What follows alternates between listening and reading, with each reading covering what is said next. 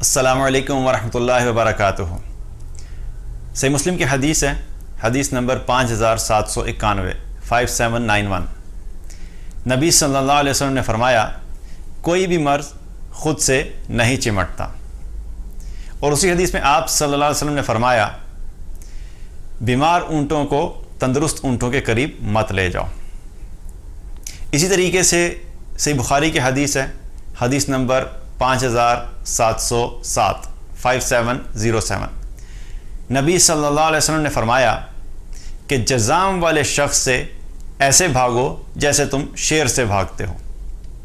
اسی طریقے سے صحیح بخاری کی ایک اور حدیث ہے، حدیث نمبر 5728 5728۔ آپ صلی اللہ علیہ وسلم نے فرمایا کہ اگر جس جگہ پہ تم رہتے ہو وہاں پر طاعون پھیل جائے تو تم اس جگہ کو مت چھوڑو، اور اگر تمہیں کسی جگہ کے بارے میں پتہ لگے کہ وہاں پہ طاعون پھیل گیا ہے تو تم اس جگہ میں مت جاؤ۔ اگر ان تمام احادیث کو دیکھا جائے تو نبی صلی اللہ علیہ وسلم نے واضح طور پہ ہمیں وہ ہدایات دے دی کہ جو طاعون یا اس سے ملتی جلتی بیماریاں جو کہ وبا کے طور پہ کسی علاقے میں پھیل سکتی ہیں، ان حالات میں اس سچویشن میں ایک بندہ مومن کو، ایک مسلمان کو کیا کرنا چاہیے۔ اگر ان حدیث کو دیکھا جائے تو آپ صلی اللہ علیہ وسلم نے بہت سختی سے چند چیزوں کے اوپر ایمفسائز کیا۔ پہلی چیز یہ کہ اگر کہیں پہ آپ کو پتہ ہے کہ کچھ لوگ بیمار ہیں اور کچھ لوگ صحت مند ہیں تو آپ صلی اللہ علیہ وسلم نے کیا کہا کہ ان کو اکٹھا نہیں کیا جائے۔ یہاں پہ آپ صلی اللہ علیہ وسلم نے اونٹوں کے بارے میں کہا کہ اگر صحت مند اونٹوں کو اور بیمار اونٹوں کو ایک ساتھ ایک جگہ پہ اکٹھا نہیں رکھنا چاہیے، اور آپ صلی اللہ علیہ وسلم نے منع فرمایا، تو آپ سوچئے کہ اگر کوئی شخص سخت بیمار ہے اور اس وبا میں ہے اور وہ شخص جو کہ اس میں نہیں ہے، ان سب کو ایک ساتھ ایک جگہ پہ اکٹھا ہونا کیسا ہوگا۔ اسی طریقے سے اگر دیکھا جائے تو آپ صلی اللہ علیہ وسلم نے اس شخص کے بارے میں بتایا کہ جس کے بارے میں بیماری کنفرم ہو چکی ہے، جزام والے شخص کے بارے میں بتایا کہ اس شخص سے ایسے بھاگو جیسے تم شیر سے بھاگتے ہو، یعنی جس کے بارے میں پتہ لگ گیا ہے کہ اب اس کو وہ بیماری لگ چکی ہے، طاعون ہے یا کوئی بھی ایسی بیماری ہے جو کہ دوسروں کو لگ سکتی ہے، جو کنٹیجیس ہے، جس کا انفیکشن ایک سے دوسرے میں پھیل سکتا ہے، تو آپ صلی اللہ علیہ وسلم نے کیا فرمایا کہ ایسے شخص سے تم ایسے بھاگو جیسے تم شیر سے بھاگتے ہو، یعنی بہت دور رہو اس سے اور اپنے آپ کو محفوظ رکھو ایسی سچویشن سے، اور ایسے شخص سے اپنا ایک فاصلہ مینٹین کرو۔ تیسری چیز آپ صلی اللہ علیہ وسلم نے کیا فرمائی کہ جہاں پہ وبا پھیل گئی ہے وہاں پہ لوگوں کو کہا کہ اس جگہ سے مت نکلو،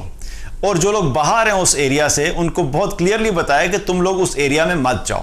اور یہاں پر بھی آپ صلی اللہ علیہ وسلم نے یہ نہیں فرمایا کہ اگر تم اس علاقے میں جانا چاہتے ہو تو تم فلاں تدابیر کر کے احتیاط سے اس علاقے میں جاؤ، نہیں، بلکہ آپ صلی اللہ علیہ وسلم نے واضح طور پہ کلیئرلی بتا دیا کہ جو لوگ وہاں پہ موجود ہیں وہ وہاں سے باہر نہیں نکلیں، اور جو لوگ اس علاقے سے باہر ہیں جہاں پہ وبا پھیلی ہوئی ہے وہ لوگ اس علاقے کے اندر نہیں جائیں۔ تو بہت کلیئرلی آپ صلی اللہ علیہ وسلم نے اس چیز سے دور رہنے کے بارے میں کہا۔ اگر ان احادیث کو دیکھا جائے تو آپ صلی اللہ علیہ وسلم ہمیں کیا بتا رہے ہیں کہ ہر وہ سچویشن جس کی وجہ سے یہ بیماری پھیل سکتی ہے اس کو ایوائڈ کیا جائے۔ اکٹھے ہونے کی وجہ سے پھیل سکتی ہے تو اکٹھے رہنے کو ایوائڈ کیا جائے، قریب جانے کی وجہ سے پھیل سکتی ہے تو اس کے قریب رہنے کو ایوائڈ کیا جائے۔ تو یہ سب انسٹرکشن ہے جو ہمیں آپ صلی اللہ علیہ وسلم نے دی اس طرح کی وبا کی سچویشن میں ہمیں کیا کرنا ہے۔ کووڈ-19 کرونا وائرس کی جو سچویشن ہے اس وقت ایک وبا کی صورت میں وہ پھیل رہی ہے، اور اس بیماری کی کچھ خاص بات یہ ہے کہ اس کی جو علامات ہیں، اس کے جو سمٹمز ہیں، وہ مختلف قسم کے ٹرینڈز اس کے سامنے آ رہے ہیں۔ کچھ لوگ ایسے ہیں جن میں اس کی علامات ایک ہفتے کے بعد ظاہر ہوتی ہیں، کچھ ایسے ہیں جن میں اس کی علامات 2 ہفتے کے بعد ظاہر ہوتی ہیں، اور کچھ لوگ ایسے ہیں جن میں اس کی علامات بالکل ظاہر ہی نہیں ہوتی۔ اور ایسے بھی کیسز سامنے آئے ہیں کہ جب ان سے پوچھا گیا اور ان کا جب ٹیسٹ کیا گیا تو ان کا جو کرونا وائرس کا جو ٹیسٹ ہے وہ پازیٹیو نکلا، لیکن ان سے جب پوچھا گیا کہ آپ کو کسی قسم کا کوئی درد یا کسی قسم کے کوئی سمٹمز محسوس ہو رہے ہیں تو انہوں نے کہا کہ ہمیں اس قسم کی کوئی سمٹمز محسوس نہیں ہو رہے، نہ کھانسی، نہ زکام، نہ بخار، اور جو بھی سمٹمز کرونا کے ہیں ان میں سے کوئی بھی نہیں ہے، اور انہوں نے کہا کہ ہم بالکل 100% نارمل فیل کر رہے ہیں۔ اب ایسی سچویشن میں جو شخص بالکل نارمل فیل کر رہا ہے اور وہ باہر چلا جاتا ہے لیکن ہے وہ کرونا وائرس کا پازیٹیو، تو اس کا نقصان کیا ہے کہ جب وہ باہر نکلے گا اور بہت سے لوگوں سے ملے گا تو ملنے کی وجہ سے وہ خود تو پازیٹیو تھا، وہ اپنے وہ والا وائرس جو ہے وہ بہت سے لوگوں میں ٹرانسفر کر دے گا۔ اب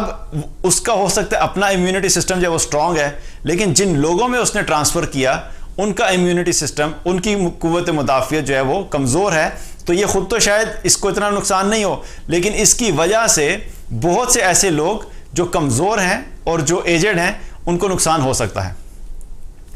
اس وجہ سے اس کی جو احتیاطی تدابیر میں جو اس وقت گورنمنٹ لیول کے اوپر بھی کہا جا رہا ہے، اور جو ورلڈ ہیلتھ آرگنائزیشن ہو گئی اور جتنے بھی میڈیکل ایکسپرٹس ہیں وہ سب یہی کہہ رہے ہیں کہ اس کی جو احتیاطی تدابیر میں یہ ہے کہ لوگوں کو اکٹھے ہونے سے روکا جائے، یعنی سوشل ڈسٹینسنگ۔ سوشل ڈسٹینسنگ کا مطلب کیا ہے کہ آپ اپنے اور دوسرے لوگوں کے درمیان ایک خاص فاصلہ رکھیں اگر آپ کسی سے مل بھی رہے ہیں یا کہیں باہر جا رہے ہیں، اور یہ بھی ہے کہ بہت زیادہ لوگ ایک جگہ پہ اکٹھے نہیں ہوں، کیونکہ جہاں پہ زیادہ لوگ اکٹھے ہوں گے ان کے اکٹھے ہونے کی وجہ سے یہ جو وائرس ہے وہ ایک سے دوسرے میں پھیلنے کا اس کا اندیشہ ہے۔ اب یہ لوگ اگر اکٹھے ہوں گے اور اکٹھے ہونے کی وجہ سے پورے معاشرے کو اس کا نقصان ہو سکتا ہے، تو اس چیز کی وجہ سے کیا کیا جا رہا ہے کہ سب کو منع کیا جا رہا ہے کہ آپ اپنے اپنے گھروں میں رہیے اور کہیں پہ بھی پبلک گیدرنگز نہیں کیجیے۔ اگر لوگ اکٹھے ہوں گے کسی مال میں تو ان کو مال میں اکٹھے ہونے سے روکا جائے گا تاکہ اس کی وجہ سے بیماری نہ پھیلے۔ اگر لوگ اکٹھے ہوں گے کسی پارک میں تو پارکس میں منع کیا جا رہا ہے، پارکس کو بند کیا جا رہا ہے تاکہ اس کی وجہ سے بیماری نہ پھیلے۔ اگر لوگ ریسٹورنٹس میں اکٹھے ہوتے ہیں تو ریسٹورنٹس کو بند کیا جا رہا ہے تاکہ بہت سارے لوگ وہاں پہ بیٹھ کے اکٹھے نہیں ہوں اور اس کی وجہ سے بیماری پھیلے۔ اب اگر لوگ مسجد میں اکٹھے ہوں گے تو مسجد میں اکٹھے ہونے کی وجہ سے بھی بیماری کے پھیلنے کے چانسز ویسے ہی ہیں جیسے باہر ہیں۔ تو اس میں بھی کیا کیا جا رہا ہے کہ لوگوں کو یہ بتایا جا رہا ہے کہ آپ ان حالات میں مسجد میں اکٹھے ہونا اس چیز کو بھی ایوائڈ کیجیے۔ اور اس میں مقصد بتانے کا یہ نہیں ہے کہ مساجد کو بند کیا جا رہا ہے، بلکہ مقصد بتانے کا یہ ہے کہ جو بھی سچویشنز ایسی ہیں جس کی وجہ سے یہ وائرس ایک سے دوسرے میں ٹرانسفر ہو سکتا ہے اور تیزی سے پھیل سکتا ہے، ان تمام سچویشنز کو، ان تمام حالات کو اور ان تمام گیدرنگز کو ایوائڈ کیا جائے۔ تو یاد رکھیے کہ ہمارا دین جو ہے وہ بہت آسان بھی ہے، اور ہمارے دین میں ہر قسم کی سچویشن کے بارے میں رہنمائی بھی موجود ہے۔ اس وقت ہمارے لیے اہم کیا ہے؟ ایک بات اپنی جگہ پہ یہ درست ہے کہ ایمان والے اور وہ لوگ جو کہ 5 وقت نماز مسجد میں ادا کرتے تھے، ہمارے دل اداس ہیں، ہمارے دل غمگین ہیں اس بات کے اوپر کہ اگر مسجد میں نہیں جایا جائے گا، لیکن اس کے ساتھ ساتھ ہمیں یہ دیکھنا ہے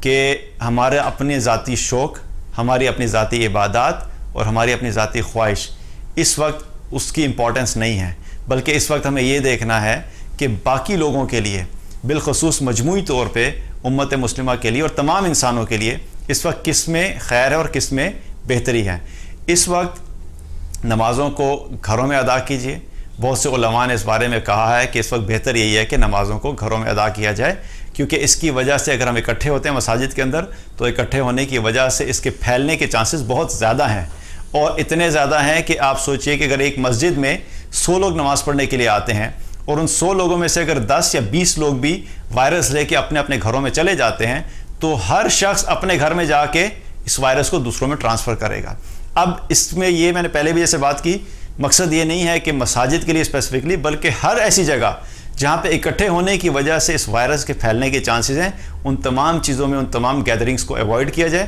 اور چونکہ بات مساجد میں نماز کے اعتبار سے تھی، اس لیے اس وقت نمازوں کو گھر میں ادا کرنا بہتر ہے۔ عام حالات میں مردوں کے لیے مسجد میں نماز جماعت کے ساتھ پڑھنا لازمی ہے، لیکن ان حالات میں جہاں پہ ایک زیادہ بڑے پیمانے کے اوپر لوگوں کے لیے یہ وبا پھیل سکتی ہے اور لوگوں کے لیے نقصان ہو سکتا ہے اور یہاں تک کہ بہت سے لوگوں کی جان بھی جانے کا خدشہ ہے، تو اس میں کیا کرنا ہے کہ ہمیں احتیاط کرنی ہے۔ اپنے گھروں میں نماز پڑھیے، اپنے گھروں میں اگر مرد حضرات ہیں تو اپنے گھروں میں جماعت کر سکتے ہیں، لیکن اس میں بھی گھروں میں بھی اب یہ ایسا نہیں ہے کہ باہر سے بلا کے جماعت کرنا شروع کر دی جائے، کیونکہ مسجد میں نہیں ہو رہی تو ہم اپنے گھروں میں پورے محلے سے لوگوں کو اکٹھا کر کے جماعت کریں گے، کیونکہ مقصد کیا ہے کہ زیادہ گیدرنگز نہیں کرنی، زیادہ لوگ اکٹھے نہیں ہوں، کیونکہ جو بھی لوگ ہیں ہم میں سے کسی کو پتہ نہیں ہے کہ ہم میں سے کس کو وائرس ہے کس کو نہیں ہے، اور ہم اگر خود جو ہے بچنا چاہتے ہیں، اسی طریقے سے ہم یہ چاہتے ہیں کہ دوسرے بھی ہم سے بچیں۔ تو اس وقت احتیاط کرنا بہتر ہے، مساجد کے بجائے اپنے گھروں میں نماز ادا کریں۔ اللہ تعالیٰ سے دعا ہے کہ اللہ تعالیٰ ہمیں اس مشکل سے جلد از جلد نکالے تاکہ ہم لوگ دوبارہ سے اپنے مساجد میں جا کے نماز ادا کر سکیں۔ اللہ سبحانہ تعالیٰ ہم سب کو اپنے حفظ و امان میں رکھے۔ السلام علیکم ورحمۃ اللہ وبرکاتہ.